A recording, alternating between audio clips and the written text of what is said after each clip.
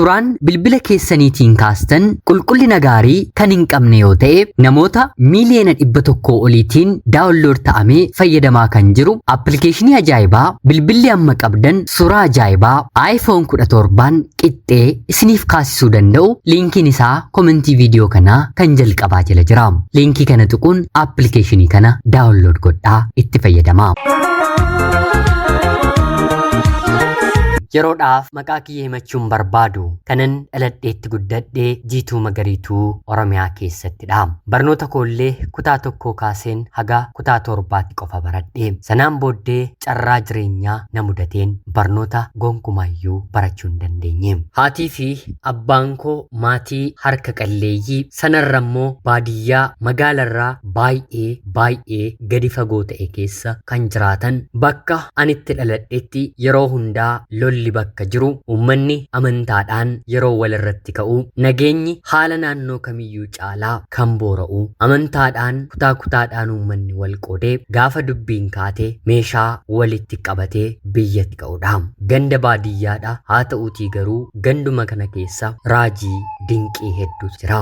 Manni uummataa walirraatii faffagaataadha. Maarree maatiin koo anaan kana keessatti hin guddattu naan jedhanii adaadaan kiyyaa magaala tokko heerumtee reefuma mana dhaabbattee waan jirtuuf boru yoo ilmaan hin godhadhe rabbi yoo naaf kennee guddattee ijoollee koo naaf eegdi jechuun haadhaaf abbaa koorraa anaan fuutee umrii koo waggaa 5 kaasee jalqabuma bara heerumteen adaadaan koo na guddisuu eegalte. Umriin koo yeroo barnootaaf ga'uttillee mana barnootaatti na ergitee barachuu jalqabeera. Abbaan manaan ishees baay'eetti na jaallata. Isheenis baay'eetti na jaallatti. Yeroon kutaa tokkoffaa barachuu eegalu ture kan isheen deesse yeroo sanarraatii kaasee haga humna koo daa'ima ishee kunuunsaafiin ture.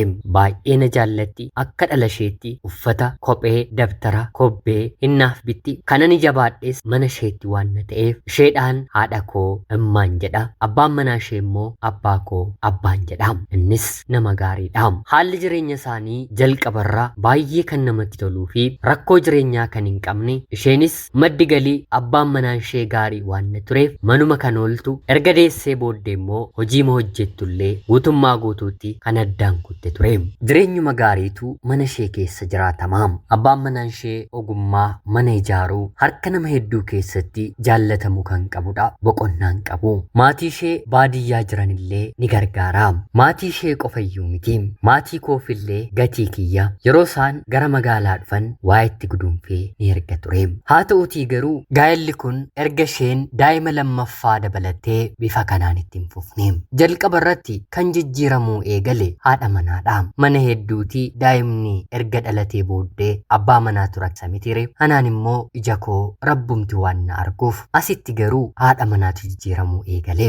Haati manaan kana duratti dhugaatii hin dhugdu ture. Haa ta'uutii garuu yeroo isheen daa'ima lammaffaa deessu hiriyoonni isaas namoonni tokkos dhugaatii yeroo fidan harma kiyyaaf gaariidha jettee dhugaatii wayiniirraa dhuguu kan eegalte dhumarratti galgala biiraan bitame malee jechuun abbaa manaa rakkisuu jalqabde. Abbaan manaan ishee ni dhugas ni qama'as haa ta'uutii garuu nama of beekudha. Akka naannoo keenyaatti dubartiinis dhiirris jimaa qama'uun hagas kana rakkoo kan qabu miti. Haa ta'uutii garuu nu biratti kan ulfaatu dhugaatii dhuguudha. Haati manaan jimaa ni qabaati erga qamaatee booddee galgala dhugaatiin dirqamadha. Yoo abbaan manaan dhugaatii bituu fi didee walitti bu'u. Sanarratti kan isheen dhuguu feetu hanga of wallaaltee ilkaan ishee kat jettee kolfaa mana keessa tokko qofaa taatee akka nama sagaliitti jeeqxee raftudha. Kan nama ajaa'ibu namatti hin ergiin malee akka dubartii machooftu nama jibbisiisu hin jiru. Ani jalqabumaafuu adaadaa koorratti hin erge. Hiriyoonni ishee kana ta'uu ishee argan tokko kuni hojii namaadha malee namni lafaa ka'ee akkamitti of wallaalaa hanga sammuusaa dagatuttis dhugaatii dhugaa jechuun dubbatu. Abbaan manaan ishee dhugaatii kana hin dhiisu taanaan ani mana kana siif dhiiseen bahaa jedhee guyyaa hedduu isheetti dubbata. Isheen immoo deebistee dhiiratu dhibeere sanuu immoo dhiira akka kee kan dubartii tokkollee seeraan bulchachuu hin dandeenye jechuun abbaa manaa ishee abbaa ijoollee lamaa ana biratti ni qaanessa. qaanessi ture. Innis calluma jedha ture. Dhumarratti guyyaa tokko aaree ofii dhugaatii akka malee dhugee gara manaatti dhufe ol darbee ciisuuf yeroo jedhu isheenis dursitee manni giroosarii ollaa keenyaa ni jira. Biiraa fidattee dhugdee machooftee eegdeetti waan ta'eef maallaqa fidii namni liqinarraa qaba jettee bakka inni machaa itti gaafatti. Yeroo kanatti inni ammasitti dubbachuun barbaadu maallaqas of harkaatiin qabu jedhee deebisaaf. Yeroo kanatti isheen maallaqa kan hin qabne garuma mana kanaatiyyuu miila kee maaf kaastere maal naaf barbaachita mana kana keessaa bayinarraa jechuun jookii harkatti dhiqamu keessaa bishaan guutuutu jira. Bishaan sana fuutee asii gaditti naqxee dhiirriin ka'iin sanuummoo obsatee garaatti qabate sanarratti machaa'eera. Gaafa akka'ee kaballaadhaan maddii keessa laatu balbalatti rukutamtee nu otoo hin taane sagalee rukutamuu ishee ollaatu dhagahee otoo isheen iyya afaan ishee keessaa hin baasiin ollaan dafee darmatee erga ollaan darmatees iyyitee otoo machii qabdu poolisiin dhufee abbaa manaa ishee kana qabanii rukutaa tumaa mana dabaatti geessanii rukutamuudhaan xiqqoo miidhamteetti deemtee abbaan manaan koo na ajjeesuuf ka'e jettee himattee rukutamuu ishee ollaan waan arganiiruuf ollaan otuma sodaatu irratti ragaa bahee waggaa tokkoof baatii 2 abbaan manaan ishee hidhamee kanaan baatii 10 hidhamee mana hidhaatti bahee yeroo hidhame kanatti deemtee guyyaa tokkoyyuu hin gaafanne yoon rakkadheeyyuu mana namaa galeen hojjedha malee harka isaa deemeen hin ilaalu jechuun anaan guyyaa tokko barnootarraa na hambistee ijoollee eegaa ooleen ofii deddeebiidhaan mana namaa galtee hojjechuu jalqabde. Abbaan manaan ishee akka isheen dhuftee dhiifama gaafatu yookiin immoo nyaatumallee guyyaa tokko akka fidduu fi ishee eegee ture. Anis mana barnootaan deema jedheen warra ollaa koo waliin walii galeen guyyaa tokko deemeen isa gaafadha ture. Sababiin isaa immoo nan isa jaalladha. Akka abbaa kootiin isa ilaala. Innis mucaa koo hangafaati jedheen ilaala. Haa ta'uutii garuu adaadaan koo guyyaa tokkoofiyyuu deemtee isaatiin hin gaafanne. Ijoollee koo naaf erga ija isaaniin ilaala jedheellee guyyaa hedduu namatti argeera. Haa ta'uutii garuu ijoollee ana biraatii hin qabdu jettee deebistee fi dhumarratti hiikamee dhufee ijoollee isaa dubbisee meeshaa hojiin ittiin hojjetu fudhatee eega sanaatii waggaa 2 gara bakka inni bu'iyyuu anis ta'e adaadaan koo hin beektu. Yeroo inni hidhamerraatii kaasee jireenyi adaadaan koo dabarsite immoo onnee ishee malee as deebi'ee nama gaddisiisa. Harkaan quufeen dhugaatii jalqabeen nama kana fakkaatu ofirraan baase jettee of ceepha'uu eegalte. Sababiin isaa immoo mana namaa deddeebitee yeroo hojjettu bu'aa bahii rakkoo guddaa keessa dabarsite. Manni namaa manuma namaadha mitiiree maallaqni abbaan manaan ishee otoo isheen hin gaafatiin guyyaa guyyaadhaan itti kennee manaa bahu bakkisaa bu'aansaa reefu galee fi waan nyaatamu waan dhugamurraa kuttee inni isheen dhugaatii biiraa kanaatiif oolchitu bakka kanatti galeef waggaa 2 guutuu bakki buuteensaa erga dhibamee booda waggaa 2 booddee akka malee ijoollee isaa baay'ee yaadee jennaan machi keessa otoo jiru bakka jirurraatii bilbilee maaloo sagalee ijoollee koo dhageessisi jedhee kadhataanii eessa bakka jirtu haganatti himnetti sagalee ijoollee kee hin dhageessu jettee deebistii fi yeroo kanatti innis achuma naannooma magaala sanaa aanaa tokkotti baqatee hojjechaa jiraachaa akka jiru yeroo isheetti himu sagalee ijoollee isa dhageessistee kallacha ani baay'ee rakkadheera ijoollee kanaatiif mashruufaa yookiin immoo wanta ittiin guddisu naaf kenni jettee gaafattiini.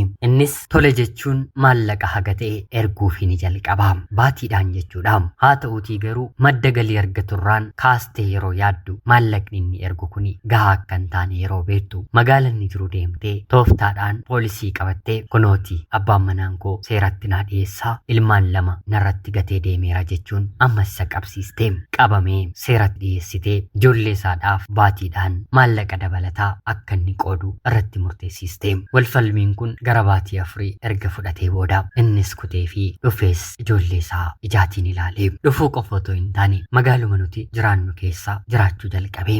Adaadaan kiyyas akka inni ishee waliin jiraatuuf yaalii garaagaraa gootee turte. Haa ta'uutii garuu waliin cuufuu eeyyamamoo hin taane yeroo inni dhufu nyaata qopheessiti wantoota garaagaraa yaal ta'uu didee dhumarratti walirraa adda bahanii waggaa 5 xumuranii. Turtii waggaa 5 booddee adaadaan koo dhiira gara biraatti heerumtee waliin jiraachuu jalqabne. Haa ta'uutii garuu abbaa manaa ishee duraatti waan baay'ee gaabbiteettuuf dhiira kan lammata itti heerumte waliin isuma biratti iyyuu obboleessa koodha jetti malee namatti abbaa manaa ishee akka ta'e gonkumaa hin dubbattu. Inni kun immoo xiqqoo nama safuu hin beekne dubbii arraba isaafiyyuu kan of hin eegganne baay'ee ulfaataadha. Anillee jabaadhee waan tan jiruuf nan isa sodaadha. Kana qofaa miti isaatiin obboleessa koodha jettee namoota naannoo wanta beeksisteettuuf adaadaan koo dhiira fedhe waliin akka barbaadde ciisti. Mucaan kun na taajjabdi. Ijoolleen koo guddataniiru na taajjabu jettee waan of qusattu hin qabdu. Borisaanis kanuma jettee deebisti. Wanti kun egaa ijoollee ishee xiqqoo lamaan irratti dhiibbaa guddaa uumuu baatus anarratti garuu dhiibbaa guddaa uumeera. Halkan dursee anaan galgala ciisinaan jetti. Yeroo ani ciisu ijoolleen ishee ana waliin ciisu. Sanaan booddee uffata ansoolaa xiqqoo tokkoon foddaa televezyiinii gara isaaniitti galagalchanii akka anii fi ijoolleen ishee hin laalle fiilmii saalqunnamtii banuun adaadaan koo abbaa manaa ishee lammataa kana waliin akka namaatti otoo hin taane akka horii waliin ciisu. Uffata ofirraa saaqadheen halkan guutuu waan isaan godhan ilaalaan hin bulaa. Umuriin koo sadarkaa lammeessorra waan na ga'eeruuf anis fedhii addaa keessa kootu muunsaa hin hafne. Hammani wanta kana argutti baay'ee ariifadha. Ijoollee dhiiraa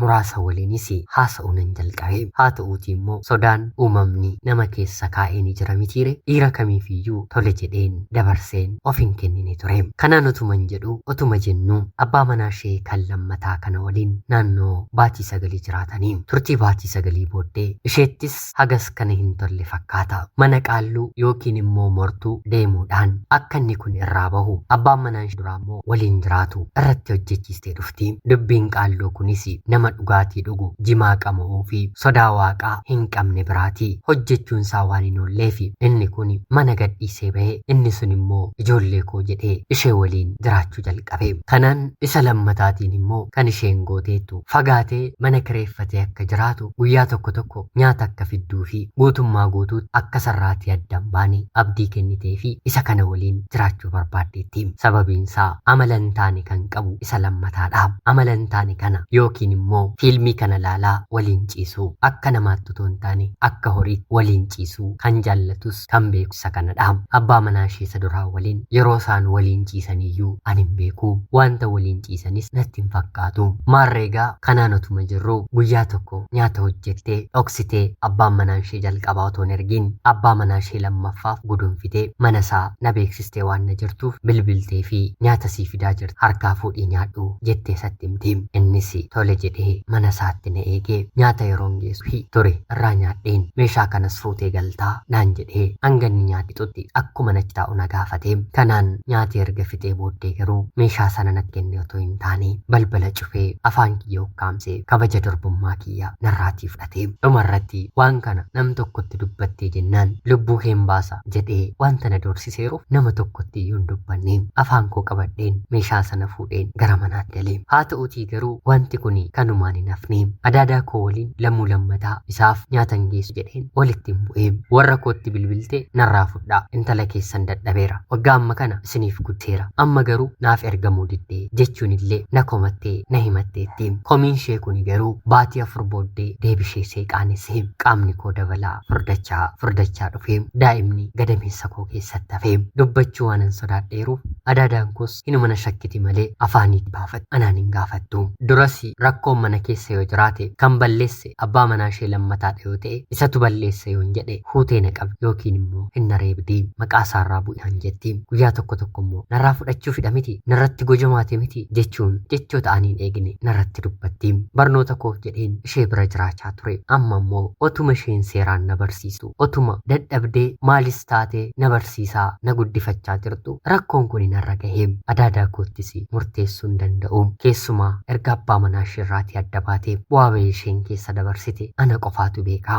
Harka dhiira hedduutti kuftee mana namaa hojjechuun dhukkuba sitti fidee deesseetti mitire hojii sa'aatii dheeraa yeroo hojjetu baay'ee isheetti jabaataa. Sanarratti guyyaa tokko tokko mana keessa guutuu fi yeroo didu waan xiqqoo jalaa hattee manatti fiddi. Isuma waan xiqqoo kanaan yerootti qabamtee poolisii dura dhaabbattee hidhamtee baateettullee ni qabdi. Kan nama gaddisiisu guyyaa tokko dhukkubsattee hospitaala seentee ani ijoollee manaatii waan hin qabuuf torbee 2 nyaatallee namni tootti hin geessin dhukkubsattee baatee ani magaala guutummaa guutuutti waan hin beekneef bakka isheen ciistu waan hin beekneef isheetti fuudheen deemne. Hanga kana gidiraawwan gurguddaa dabarsiteetti. Baatiiwwan muraasa kana booda garuu daa'imni gadameessa kootti hafu narratti bartee mana yaalaa yeroo na geessu daa'imaa baatii 5tu na keessa jira. Ammuma naaf haboo jettee kadhattus ni didanii keessaa naaf dhiqaa jettee baadiyyaas deemte yeroo gaafatu lakkii anta intaloo lubbuu mucaan barbaaddu moo jechuun ishee didanii kanaan adaadaan koo lubbuu koon balleesse malee warri kee na hin dhiisanii jechuun mana keessatti ifaa guyya lama qabate. Ifaan sun lubbuu ishee balleessuu dhiisee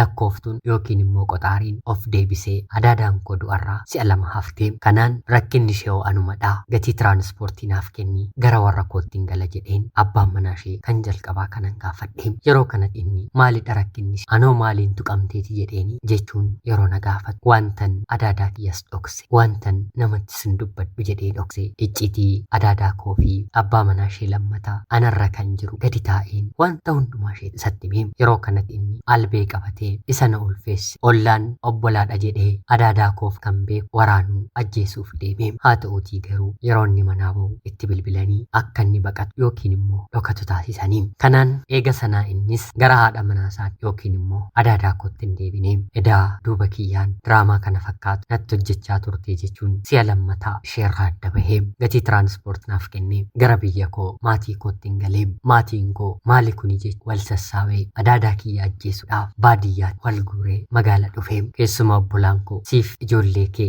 boollatti daballa jechuun dhaadatanii dhufanii. Haa ta'uutii garuu abbaan manaa ishee kan jalqabaa dursee waan dhagaheef ishee fi ijoollee ishee kutaa ciisichaa siree kireessee isaan dhoksee dhumarratti adaadaamti kiyya kan na ulfeesse abbaan manaa ishee kan lammataa seeratti dhiyaachuu qaba jettee mana murtii deemtee isa himate battalas ni qabame. Seerri immoo adaadaa kootiin mucayyoo ulfoofte kana fidi jechuun dhimmi dubartootaa kokkeetti yeroo qabu poolisii qabattee baadiyyaa deemuun anaan fiddee dhuftee dhimmi dubartootaas hangan dahee daa'imni koo naa jabaatutti achuma of biratti haala naaf mijeessee of bira na kaa'ee kanaan si gudeedeeti moo fedhii keetiinii kan jedhu yeroo na gaafatan adaadaan koo waggaa 15 miti dhibbiyyuu irrattaa murtaa'u jettee murteessitee turte. Haa ta'utii garuu ollaan firri hiriyoottansaa maaliif jireenya isaa balleessitaa mana dabaatiin nama yoo ta'e hunda gongoraa fedhii kiyyaan jedhii yoo fedhii kiyyaatiin jette wanta ati barbaadde nuti siif goonaa naan jedhanii anis waan hin godhu dhabeen inni hidhamee wanta argadhu tokkollee hin qabu anoo jireenyi koo takkaa ta'e jedheen lak fedhii kiyyaani jedheen